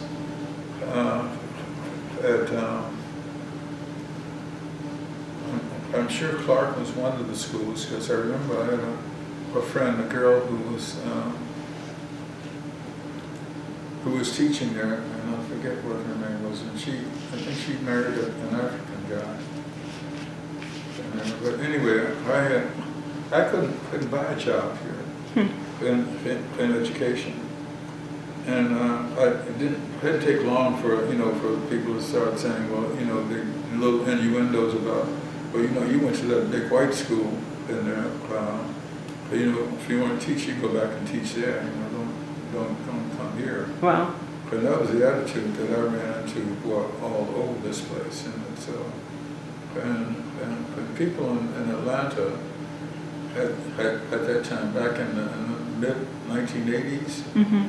Which actually now it actually seems like it was a long time ago, but there were some attitudes here that were not really conducive to encouraging other black people to come here and share something. Mm-hmm. I know. But based on this southern bias. Yeah, yeah. That was one thing I always felt that it was. Part of it was envy, and the rest of it is that is that you don't belong here. You know, you're not black enough. Well, I got my education the hard way. You know, nobody gave me a grant or anything until after I got my master's degree, and then Syracuse gave me the fellowship stuff in it. But I did mine the hard way, so and I didn't feel like I owed any explanation. Especially, in fact, I had an attitude too, because I thought, hell, there's no way you guys had the education that I have. And I didn't say that, but I certainly was not going to take any crap off of them. Right. So, but then what I couldn't believe was, and of course, in my whole development, coming into the service, was I had black people who were trying to mentor me, and my job was to do the same thing, to mentor other black people. So I just couldn't believe, these guys were telling me, well, you just you should have went to this school here, you should have gone to Morehouse, or you should have done. And anyway, it was a zoo there for a while. I decided that the place where I very nearly got hired was Georgia Tech, and the reason I didn't get hired there was again because of another black guy who I guess Tech felt that before they put another black person on the faculty in here, that they needed to make sure that they cleared that with their resident black guy. And as it turned out, he knew somebody else that if they're going to hire somebody black from up north, and he knew somebody who he could vouch for. But he didn't know me, so he couldn't vouch for me. And actually, Syracuse has kind of cleaned up its act because they have I forget what they call it now. They have an extension of the Maxwell School right here in Atlanta, right. And I keep getting stuff from them about come and join us and be a member of the and pay your dues. Of course. So, but I did go to, in fact, I've gone to a half dozen different activities from Syracuse about the association here in Atlanta. Okay. Now tell me, what was your dissertation about, or title, or? My dissertation was varied because I had these different advisors that Scotty had put me under, and where it seemed like everybody wanted me to be. They wanted to be my professor of so on. And Val Archer was here, and he was my student for so on. So I had all these different mixture of things like education, political science, public administration, education, all of those. So trying to put a dissertation together, I think I must have written 10 dissertations. and trying to please every advisor. Yeah, but then I knew, I figured I better write it so that choose and let them be the advisor who's going to be my advisor for my dissertation and my what do you call it? I don't even know the language anymore for getting your doctorate. What do you have besides advisor? One thing. Like the chair of your committee? Yeah, is that what you're talking about? Committees, yeah. And I was intimidated by by that. Because I'd seen how they can gang up on, Right. gang up on students and delay the completion of the dissertation. And they can go back and take additional courses and say you got more from Steve's program than you got from mine. Yeah. And I did run into some of that. Yeah. And Guthrie Burkhead said one time, he said, I think you ought to take a course from my wife. And she was on the faculty also. I forget her name. She was nice. I liked her. But I didn't want to take any more. I was through. Right. So, Ready to get out. yeah. So the title of it was? I didn't have a title. Oh, okay. Okay. Yeah, I thought I did several times. I want. It was going to be based on civil rights, mostly because that's where I had, I think, the most profound experiences. And that was my, because I actually circled it. We moved ahead, and I didn't get to circle back to something you said you were doing in New York. That was, you were on a civil rights commission. Yeah. And what was this? Well, Now that this is today is the anniversary. They're celebrating the anniversary of the Voting Rights Act. Oh, boy. 50 years. I guess this stuff comes and goes. Let's see, I was the associate director, and another thing, while I was still with the Civil Rights Commission. I was associate director for the Executive Seminar Center at Kings Point. Mm-hmm. That was for OPM. That was my paid job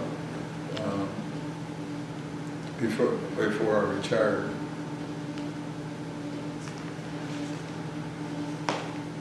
OPM is? Office of Personnel Management. Okay. But then the Civil Rights Commission, tell me about that. The Civil Rights Commission, that was Mary Berry was the head of that when I joined them. No, who was it? It was a white guy, a brilliant guy, who was a Republican, but the head of the Civil Rights Commission, and I can't think of his name. Mm-hmm. But I will. But anyway, let's see. I was with the that was in New York, and I was with the New York region for the U.S. Commission on Civil Rights, and I was working for the State Division for Human Rights. Mm-hmm. Yeah, human rights and civil rights.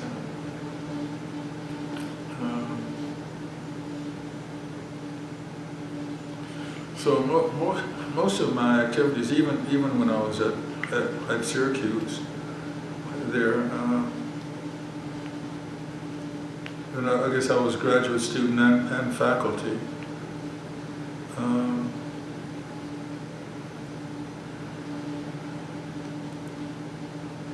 Oh boy. I guess I'm beginning to run all this stuff together in my head. I'm keeping you up late. Got a couple more questions, so we'll wrap up. Okay, well, you can ask me, call me back and say, what about so and so? Sure. And I'll put it together. Okay. But this last section is just your reflections, kind of what were some of your lifetime lessons that you learned from the military? From the military? Mm-hmm. I think I learned that I actually had a career a career in the military. And part of that career was being prepared, and being prepared meant not only studying the engineering stuff about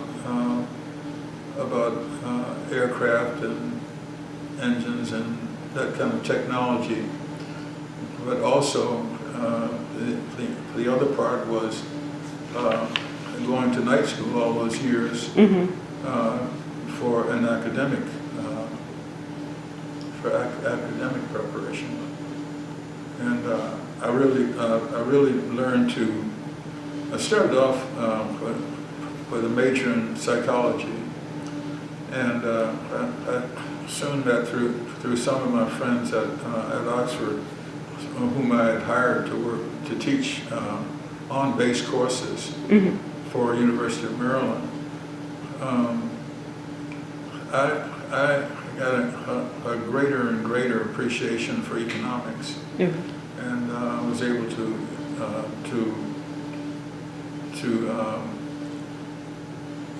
figure how finance and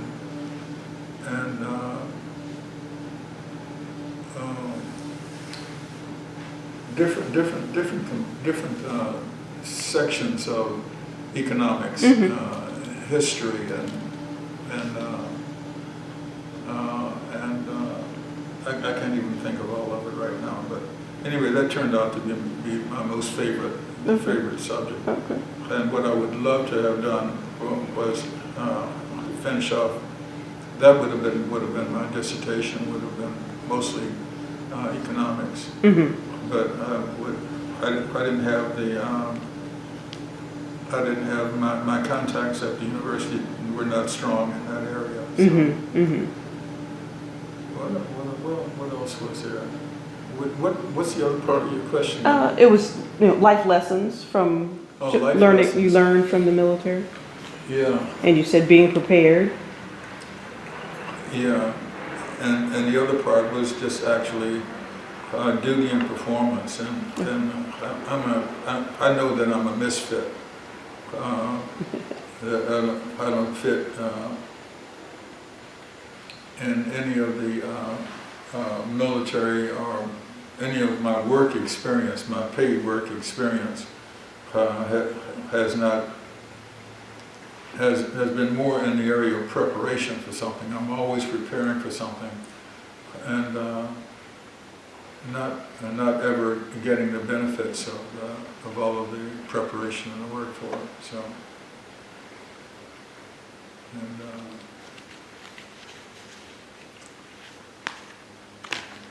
I guess that's just who I am. That's where I come from. Okay. I came from. I can have some other descriptions for it, as other people do, but I came from a pretty tough area in Chicago at a pretty tough time. But fortunately, I wasn't caught up in the dope thing. I was able to avoid that. Right. And after that, I had a lot of great mentors, but I didn't have I never had the basic stuff to go. I always had to skip math to do geometry, and because it just didn't fit at the time. So, I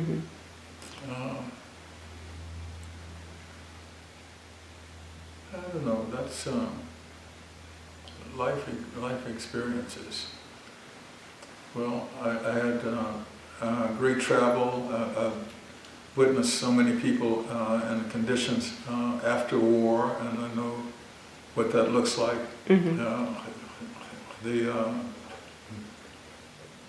The inhumanity for all of that, and the greed and the ugly stuff, that the racism,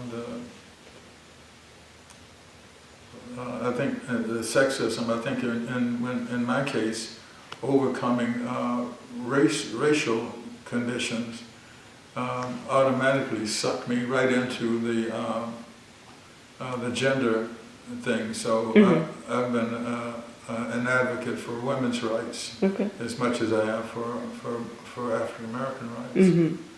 So, I don't know. I'm still a work in progress. Say we all are. Yeah. Mhm. Say if you looked at your, the military service impact on your feelings about war and the military in general, what would you say? Yeah, I can, but war is such a horrible, unnecessary, stupid activity, and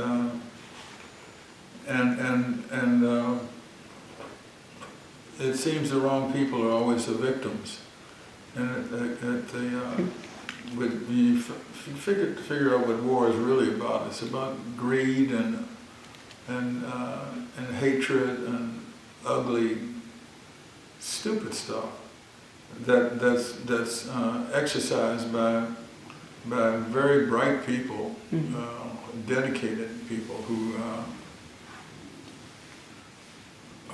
for the most part, I think they don't even see what they're into. They're exercising that responsibility thing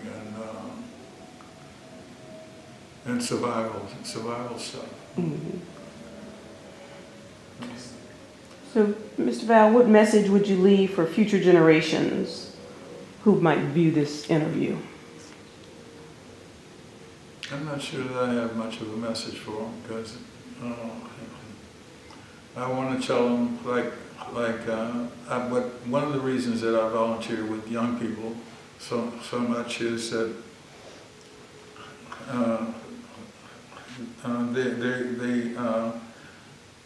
if they can make other things come together at the same place, they don't have to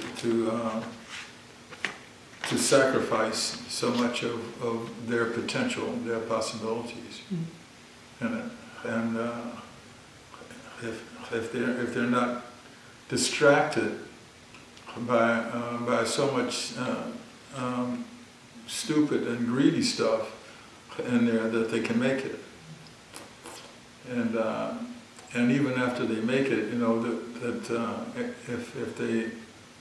if they're successful, and that the success ought to mean something, not just to be how much material something do I have, and how much fun can I have, and how much it ought to be about something. Mm-hmm. And then I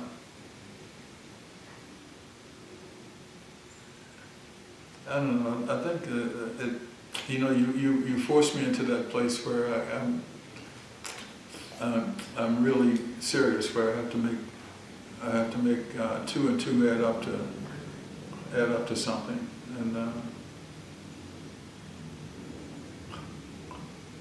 I think that even as dedicated and committed as I am about some things, and it's always that so what, and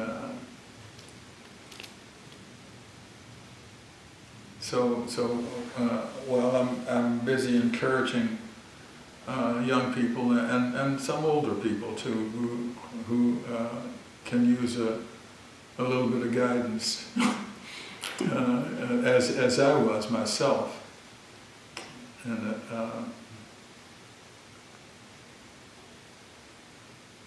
it becomes spiritual after that. So, and I don't know how to talk about that very much. As the why of why you do what you do. Yeah, it's kind of like maybe you can't get there from here. You have to be somewhere else in order to get somewhere else. So,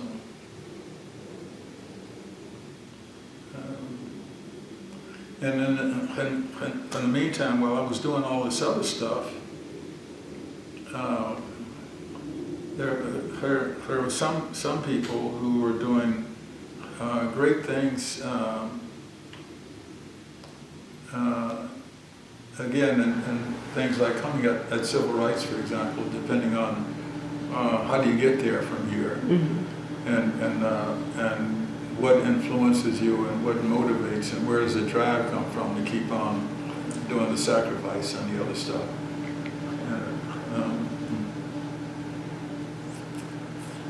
As opposed to other people who say they were smart enough or fortunate enough to say, okay, I'll go to school and I'll take a course in this. Or this is what I'll dedicate my second year to, or something like that. And they really know where it is.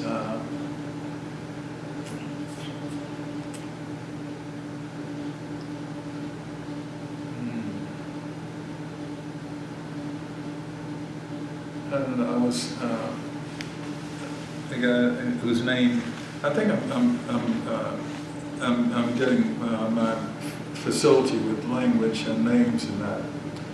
Sometimes I'm not as sharp as I used to be with it. But I'm thinking that, for example, one of the people I admire most is Joseph Lowry. And I think that he was on the right path. I don't know how he got there. I'd love to read his biography. Right. But then, some of the other people as well.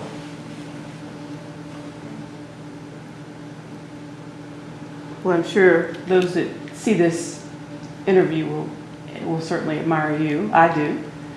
Oh, well. They would all each of us, as they say, we're all foot soldiers. Yeah. In this civil rights battle, so we have to do our part. Yeah. Well, that's. Yeah, we should all have some responsibility for that, for sure. But I think I'm trying to think some of the philosophy courses that I took. Probably one of my best teachers in grad school was in philosophy. There's a guy named Gene Phillips, and I'm pretty sure that Gene was gay. But he was a brilliant guy, and I did philosophy of education with him, and I think two other courses. But how I got him was he was on sabbatical from his school to do something with the monarchy, with the Queen, the Queen's family.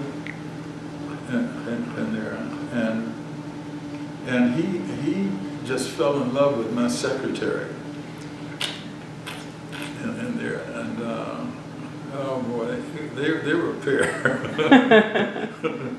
But he was a pair, just a very, very bright guy. I always said that he knew where the gold was hid. So. Okay. Now you have, I see a few photographs. You showed me one medal. Is this a medal that's on the? This I just ran across this. This is with the some of the the OBAP, Organization of Black Airline Pilots. And I did we used to do annually. We used to do a program with them. And we've taken a bunch of kids and taken them through a week to 2 week programs and on aviation and character, mostly character stuff.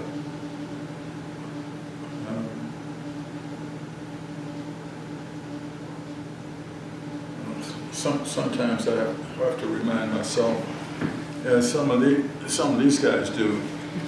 And they say, well, we wouldn't be able to do that if you guys hadn't done what you did. Right. So, right. And I know for sure that's true.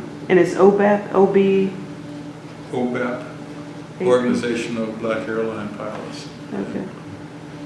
They've gone through their cultural problems also. It's something where we create so many unnecessary problems for ourselves through personal greed and ambitions and stupidity and so on.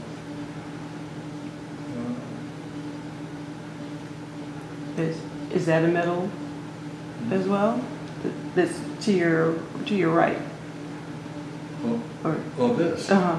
This is the copy of the Congressional Gold Medal that we got from the White House in For the Tuskegee Airmen. in 07. Says was it 1941 to 1949?